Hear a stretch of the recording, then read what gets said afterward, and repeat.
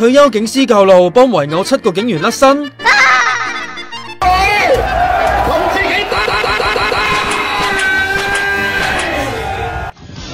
連屎坑佢都諗埋嘅過氣阿 Sir 就係呢位啦，網上流傳佢最近一段錄音。咁多位兄弟姊妹，我係劉德強，我係劉德強。我真係唔得，你唔好再。老闆嚟喎。段聲係佢向班舊伙計匯報7個涉嫌打人警員嘅情況，話有晒律師團 back up， 2個警察組織會成立關注小組，佢自己都係成員啦。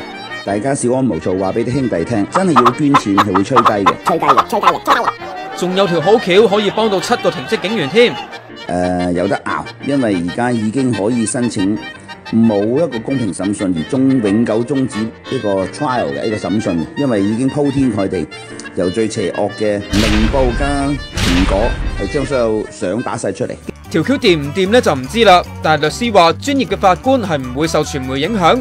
如果因為有傳媒報道而唔審，咁好多案都唔使審啦。